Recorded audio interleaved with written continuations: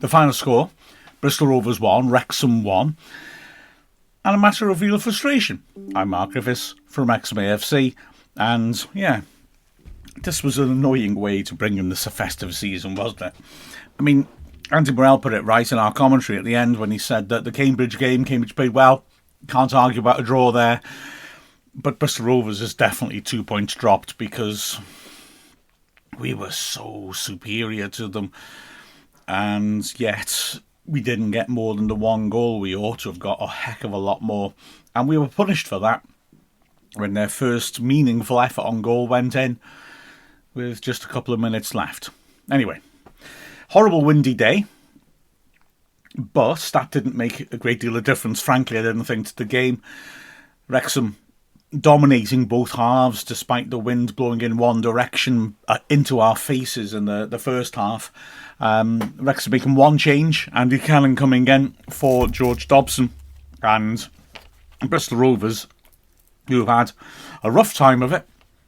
They sacked their manager on Monday. They lost a coach as well, who walked out having only come in on Thursday, Lee Cattermole, and they're under their caretaker manager Dave Horseman. Well, he exhorted their fans to roar them on and push the team on, and for the first 2 minutes that was what happened. They drove at us, it was loud, and they asked questions of us, but once we got through that little period, we just bossed the game. The midfield was superb. Cannon, Matty James and Ollie Rathbone ran the middle of the pitch. McLean and Barnett were causing problems on the flanks. Palmer was holding the ball really well. And Elliot Lee, was incredibly impressive playing off the striker. There's been talk lately of whether we should go back to having two out-and-out strikers. Lee's performance there sort of answered those questions. But then the injury he picked up worryingly means that we might do that anyway. First chance came in the 9th minute. An interesting one as well. Barnett beating Mola on the left-hand side, putting it across, headed clear. Lovely controlled header by Rathbone to cushion it into the path of Palmer. A good chance this, about 10 yards out. Got under his volley though, put it over the bar. Now, having said that, he and some of his teammates were shouting for a penalty. Wilson, the centre-back, had jumped towards the ball, turned his back on it. His arms were out. To be honest, I've looked at it from three angles and I can't really quite tell if it hit his arm or not. So I'm not going to complain about the referee's decision, because if I can't tell it from three different angles, he's only got one chance to see it. If it does flick his arm, it's a penalty. His arms are out. There's no two ways about it. So we were maybe unlucky in that. We then tried to get lucky. Well, maybe if not get lucky, then at least once again take advantage from smart thinking when Elliot Lee again nearly scored from a corner, whipping it in. Griffiths scrambling back, just about managed to claw it away, and then from the following corner, a short one played by McLean to Barnett. He swept a ball in. It was just behind Brunt, who stepped back from the 6-yard box, and then from about 8 yards out, swivelled and tried to volley it on target. But like I said, it was behind him, and he couldn't control it. It went over the bar. Didn't have to wait long for the goal, though, 18th minute, and it was a work of art. It was beautiful. Matty James receives it from the back and just plays the pass of the season.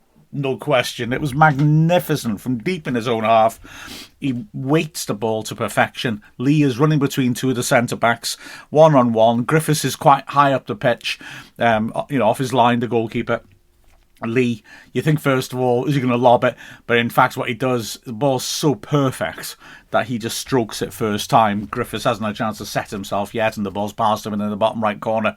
Wonderful, wonderful goal. I mean, I've got to say, it was coming. Bristol Rovers were pushing up quite high, their back line, but they weren't stopping us from having possession in midfield and having time to pick out passes. We had runners getting it through those channels, running in behind them pretty comfortably. The gaps between their centre-backs looked a bit much as well. Mola, who started at left wing-back and then had to come inside because there was an injury to one of their centre-backs, wasn't great. He really had a rough time of it. And yeah, there were all sorts of areas for us to capitalise upon as we controlled midfield.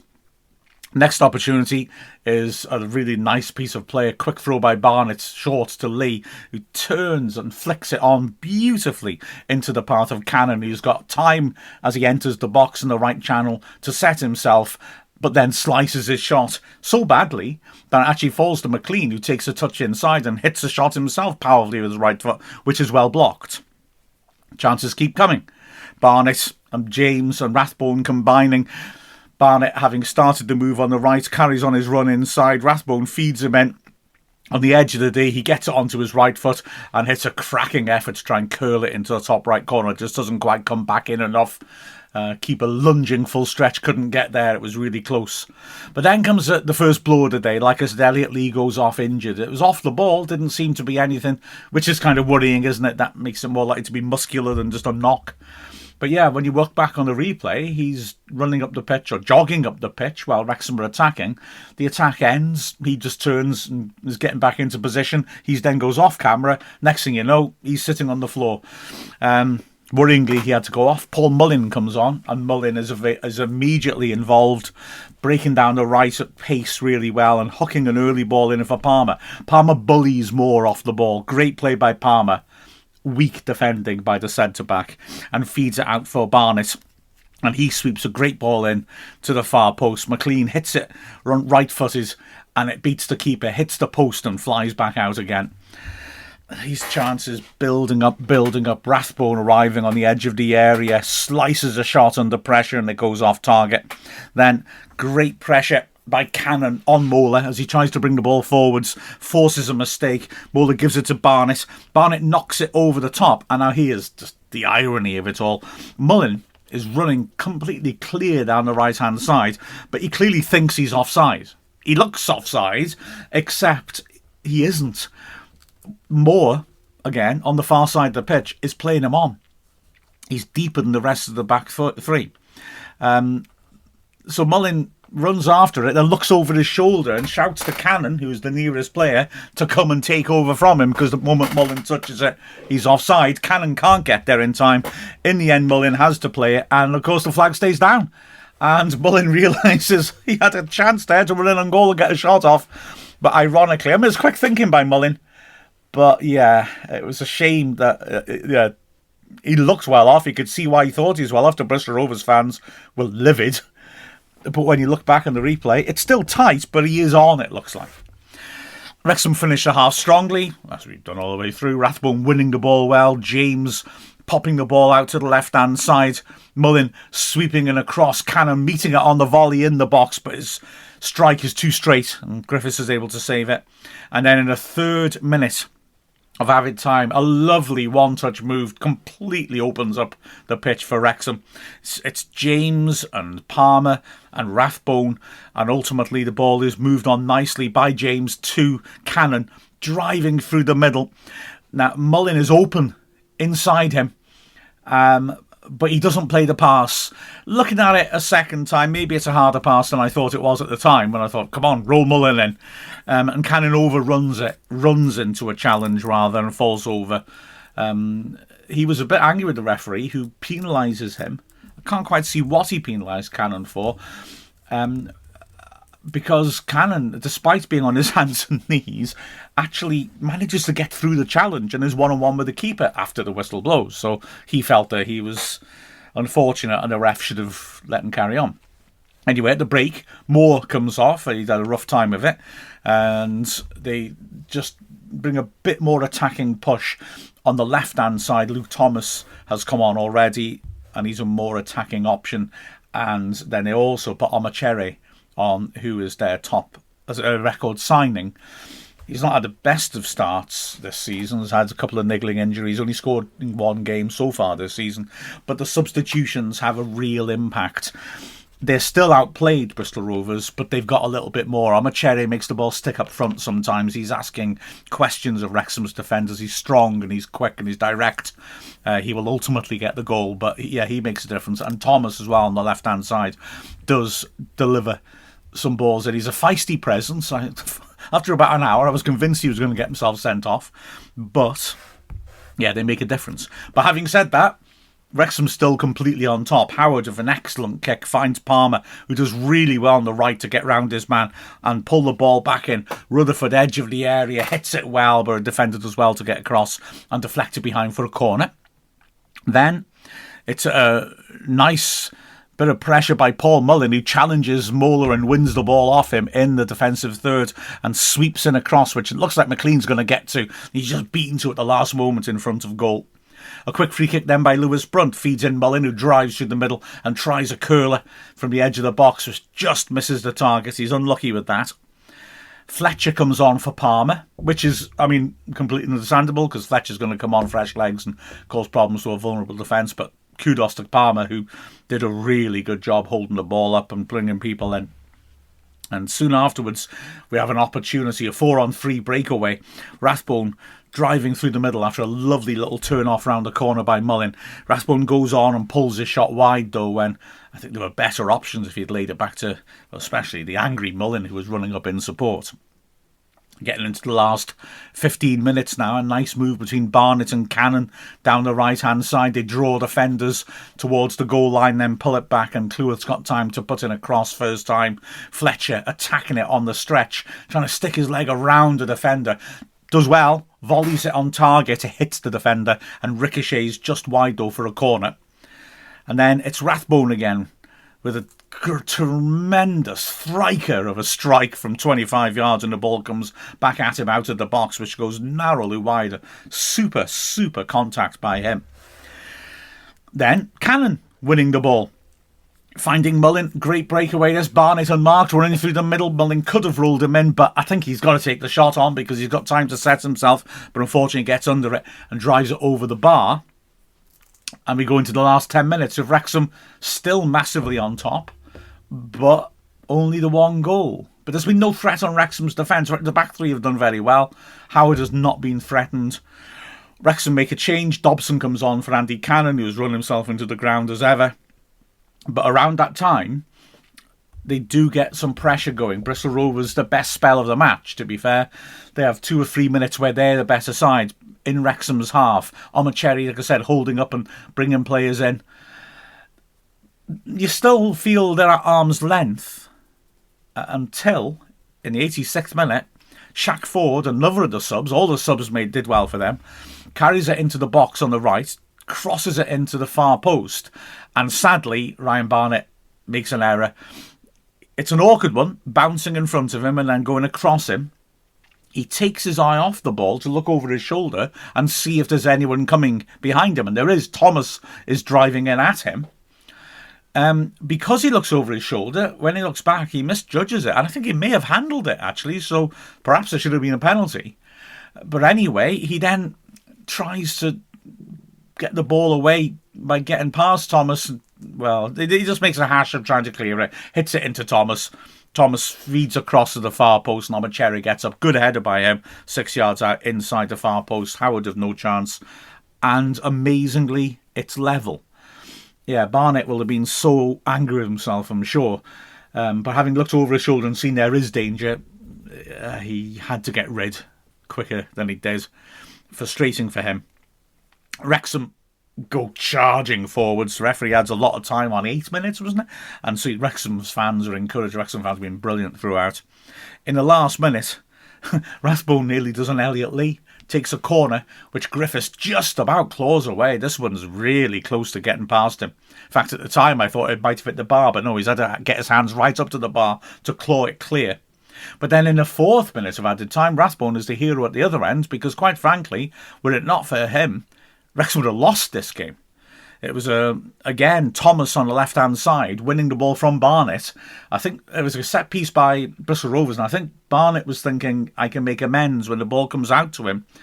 And he sees he's about 30 yards out from Wrexham's goal, and I think you can see if he beats Thomas, Bristol Rovers are wide open. Mullin is up in support with him. It's going to be 2-on-1, and Wrexham got a glorious opportunity. Trouble is, he doesn't really get himself set to beat him. Thomas tackles him. Feeds it into Hutchinson, who tries a shot from the edge of the box. Cleworth blocks it. It ricochets into the goalmouth.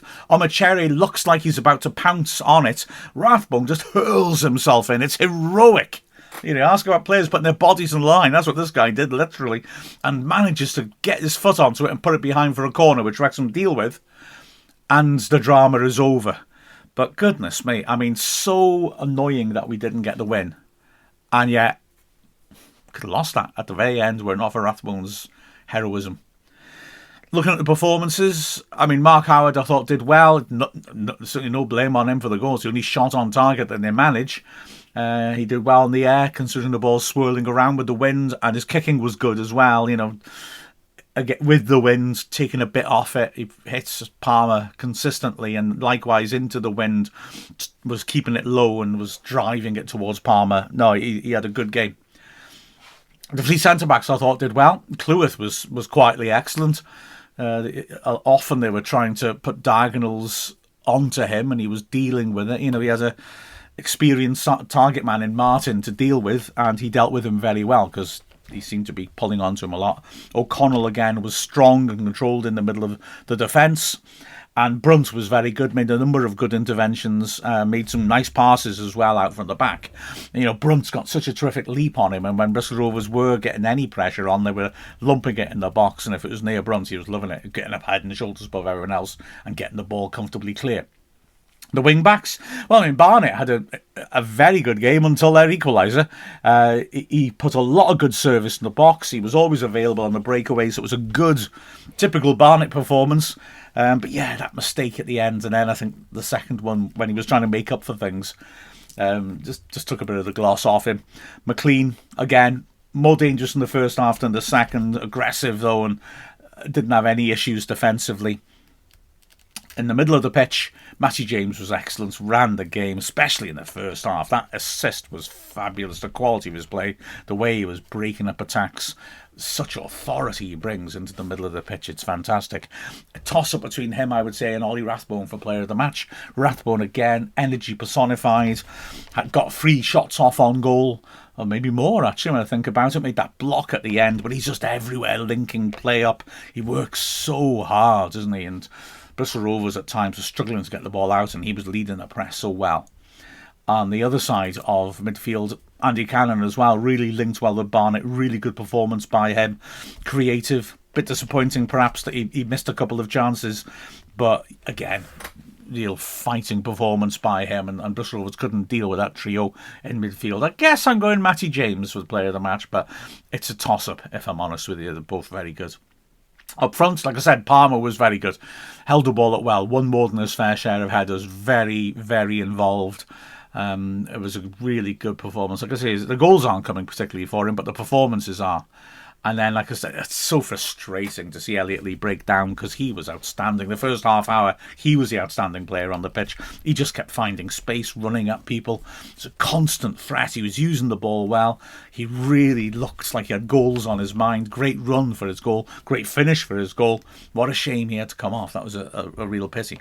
Having said that, Mullin got an hour and looked lively. Again, he couldn't add that long sought-after goal, but it was a good performance by him. He had some good efforts, troubled the centre-backs, and his movement and running as ever was creating spaces for other people if we didn't hit him immediately. The other subs that came on, Dobson didn't have that long really to make an impression, to be fair to him. Well, he did get a couple of breaks forwards, and Fletcher also, won some good headers, was close with that volleyed effort that got deflected just wide. It's a really good performance by us, and yet we didn't win it because we didn't take our opportunities. How frustrating is that? So we go on now. Home games, 3 out of 4 of our next games are at home and come in close succession, and we need to get back to taking advantage of our excellent form at Stoke Iras and make sure that we go into the new year in a strong position. We're certainly in one now. Let's see if we can get some serious points on the board and open up some gaps between us and the teams below us. With the final score of Bristol Rovers 1, Wrexham 1, I'm Mark Griffiths from Wrexham AFC.